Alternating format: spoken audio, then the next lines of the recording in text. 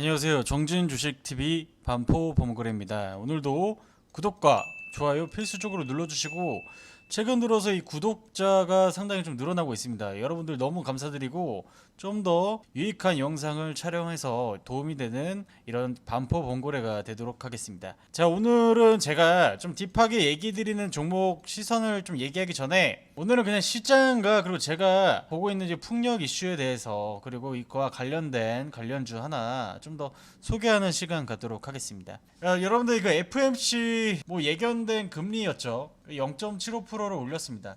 0.75%를 이제 금리 올리기 전에 그래도 나스닥이 좀 반등을 보이다가 금리 이후에 이 파월 의장의 연설 이후 마이너스 1.7%. 근데 지난번 FMC가 여러분들 마이너스 3, 4% 이상 그냥 찍어버렸었잖아요. 그러니까 어떻게 보면 이 마이너스 1.7% 정도면 그래도 좀 선방한 게 아닐까. 그리고 그동안 많은 분들이 기다렸던 FMC가 끝이 났는데, 근데 문제는 뭐냐, 일단 여러분들 이 금리가 올라가고 나서 금리를 막 올리게 되면은 이제 기업들도 마찬가지고, 또 여러분들이 가게들도 이자 비용이 올라가기 때문에 이런 부담도 올라가고, 그래서 전반적으로 이 경기가 좀 축소되는 그런 이 거시적인 흐름을 좀 만들 수가 있는데, 근데 이제 이 파월 의장이 얘기했던 부분은 뭐겠습니까? 원래 올해까지 올리고 이제 내년쯤에 이제 금리를 좀 인하 가능성까지 그래도 올해 FMC나 뭐 이런 의사록에서 얘기를 했던 파월이 금리 인하 가능성을 완전히 일축시킨 게 일단은 좀 충격파가 컸고, 두 번째로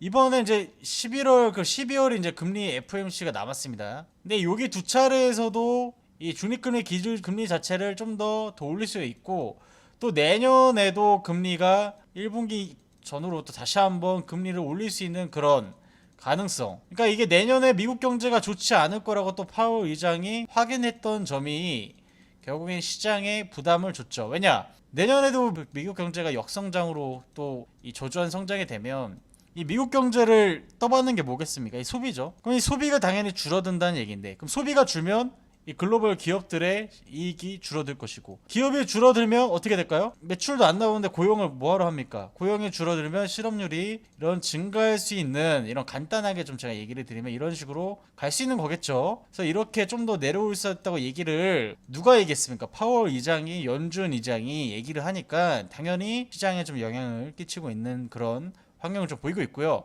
그리고 지금 이제 최근 들어서 이제 주택 가격 자체도 작년에 고점 찍고 내려오고 있죠. 거기다 금리까지 올리고 있습니다. 그럼 제가 봤을 때 이제 앞으로 주식 시장은, 제가 봤을 때 우리나라 증시는 작년 6월부터 이렇게 쭉 내려와서 뭐 상승한 것만큼 빠졌잖아요. 근데 이 부동산은 지금부터다. 자, 여러분들이 오히려 주식을 하셔야 되는 게 맞다고 생각해요. 부동산 여러분들 이거 하려면 매덕이 있어야 되잖아요. 이거보다 차라리 단기 수익이든 짧게 해서 수익을 누적시킬 수 있는 주식이 오히려 재테크가 그나마 좀 낫지 않을까라는 생각이 좀 들면서 오늘 증시 좀 간단하게 좀 설명을 드렸고, 그래서 여러분들 이거 딱 보시면 정말 직관적으로 이미 주식시장은 상승한 거 다 뱉었잖아요. 여기서 더 내려가라는 건 사실 말이 안 돼. 왜냐? 제가 지난번에 계속 얘기 드리지만 이미 박스권 장세를 10년 넘게 했어요. 이때 미국 증시 어떻게 했나요? 08년도 때 유동성 풀고 나서 미국 증시는 우리나라 증시 이렇게 갔을 때 미국 증시 계속 이렇게 갔잖아요. 그러면 저는 여기서 추가적으로 저 내려오기가 어렵다고 판단이 됩니다. 그래서 오늘 어떤가요? 증시 충격이 있었음에도 불구하고 기관 외인들 크게 물량 안 던지죠. 그들도 어느 정도는 여기가 이 밸류상 어느 정도 저점을 좀 확인하는 그런 걸로 좀 보시면 되겠고, 근데 오늘 그렇다면 제가 좀 더 얘기를 드릴게요.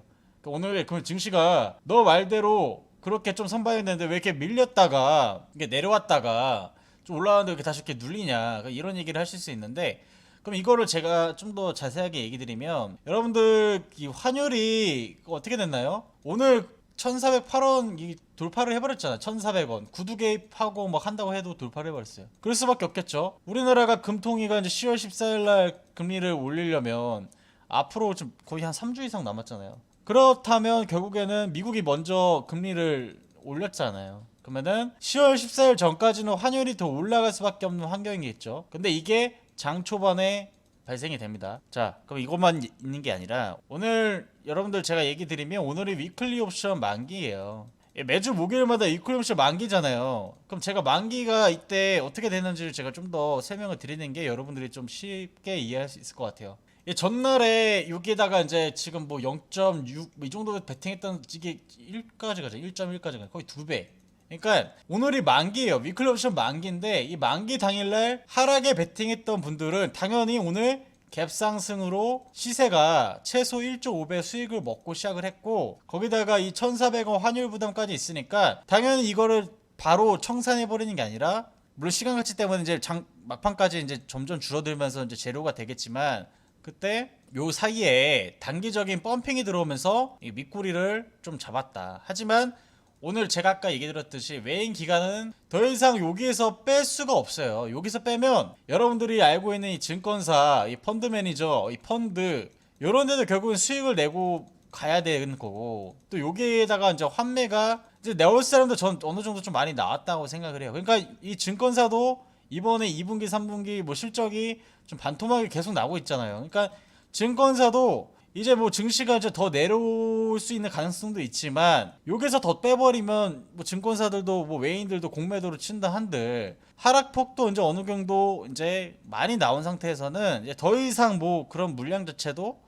나오겠죠. 어려운 구조적으로 그런 부분이 있습니다. 자, 그래서 제가 오늘 좀 증시를 좀 더 깊게 설명드리고 싶지만 여러분들이 좀 지루할 수 있을 것 같아서 요 정도에서 좀 마무리를 짓는 게 좋을 것 같고요. 그래서 지금 어떻게 되고 있냐면은, 여러분들 이 환율 부담 자체가 일단 또 22 유럽에서도 10월 달에 금리를 좀 올리게 됩니다. 이때 0.75% 정도 올릴 가능성이 좀 높아지고 있는데, 그래서 여기 지금 저점을 이제 깨고 있잖아요. 1대1 가치를 뛰어넘어서 이제 여기까지 이 닷컴 버블 시절까지 다시 한번 가능성이 있는 시점이죠. 그래서 무조건 이제 22도 금리를 계속 올리면서 이 유로화 가치를 좀 방어를 해줘야, 그래야 이 킹달러의 가치가 떨어지면서 환율이 이 1,400원 이하로 내려올 수 있겠죠. 그럼 이렇게 되면 어떻게 되냐면, 또 더 고점을 갱신할 거라고 생각하는 이 베팅 하시는 분들도 매도세가 좀 나오면서 좀 진정세를 보일 수 있을 가능성이 좀 높습니다. 그렇기 때문에 여러분들이 아직까지는 이 환율에 대해서 올해 말까지 금리를 올리기 때문에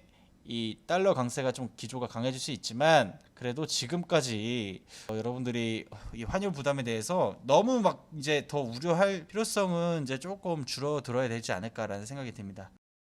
자, 그러면 오늘 제가 증시 얘기했고, 제가 증시가 안 좋을 땐 저는 관심 종목을 딱 한 종목씩 드립니다. 그래서 제가 어제 프론티어를 얘기했죠. 오늘 뭐 4.5%까지. 그러니까 이거를 제가 영상 찍으면은 오후 1시에서 2시쯤 나와요. 그럼 이거 종가 베팅 했으면은 그냥 오늘 시장 눌려도 4에서 5%를 먹잖아요. 그죠? 근데 여러분들 여기서 100만 원을 하면 뭐 4만 원 정도인데, 대부분 뭐 한 종목 사시면은 뭐 500에서 뭐 1000만 원 정도 베팅을 하면 이게 사실 4, 5% 수익이 적은 수치가 아니에요. 500만 원 했으면은 얼마입니까? 거의 20만 원 이상의 수익이잖아요. 그렇기 때문에 여러분들께서 이 항상 지금 뭐 억대로 매매하라고 하기는 제가 좀 애매하지만, 그래도 이런 관심 종목을 활용하시면 이렇게 좀 수익이 한번 좀 나올 수 있는 확률이 높다. 그래서 오늘 제가 관심주 하나 또 가져온 거는 바로 이 풍력 관련해서 이 CS 윈드를 갖고 왔습니다.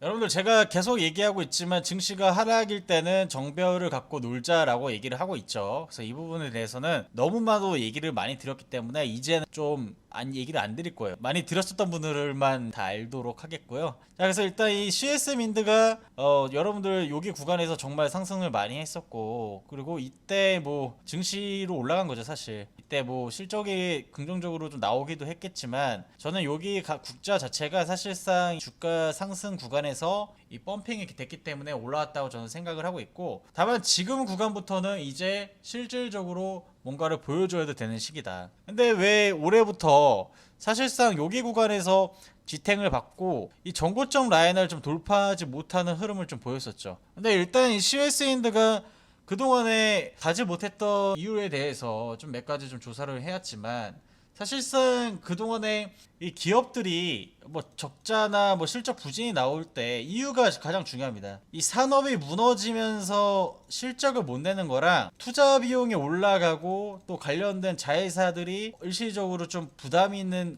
그런 일시적인 환경 때문에 수익이 안 나는지, 이런 부분을 좀 체크해야 돼요. 근데 지금 신재생에너지 기조로 가면서 산업이 문제라고 저는 생각이 하지 않습니다.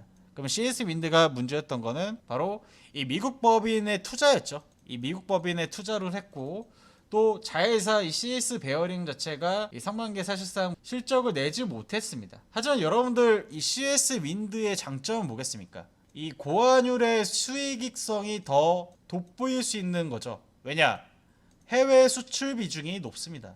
여러분들 앞으로 이 고환율이 이게 사실상 다 나쁜 것은 아닙니다. 어떻게 보면 이 수출하는 입장에서는 좀 더 많은 이 수익성을 돋보일 수 있는 그런 게 바로 이 고환율에 따른 이익 성장이겠죠. 그래서 지금 이 CS 윈드 같은 경우는 해외 수출 비중이 높고 이제 앞으로 이 풍력 관련 이슈가 지속적으로 좀 영향을 주고 있는 상태죠. 또 이 바이든 대통령이 어떤 얘기했죠? 바로 IRA에 대한 법인에 대해서 얘기를 했죠. 그래서 지금 이 미국도 이 실제적인 풍력 신재생 에너지 관련을 키우고 있는 입장이고, 그래서 CS인드가 이제 생산 능력을 확대를 좀 검토하고 있다. 그래서 뉴스 보시면은 CS인드가 미국 생산 능력을 확대한다. 동부의 신규 공장 신설을 검토하고 있다. 네, 아직 검토하고 있지만 여기에서 실질적으로 증설을 하면 이게 어떻게 된다고 하냐요. 지금 미국 공장 캐파가 매출액 끼고 5천원 수준인데 지금 앞으로 신규 증설에 나서면 2배예요, 2배. 그럼 여러분들 이게 나중에 이게 공시가 확정되지 않았지만 공시로 이제 진짜 실질적으로 증설에 투자하겠다 하면은 여러분들 이게 주가가 내려올 때마다 담으셔야 돼요. 왜냐?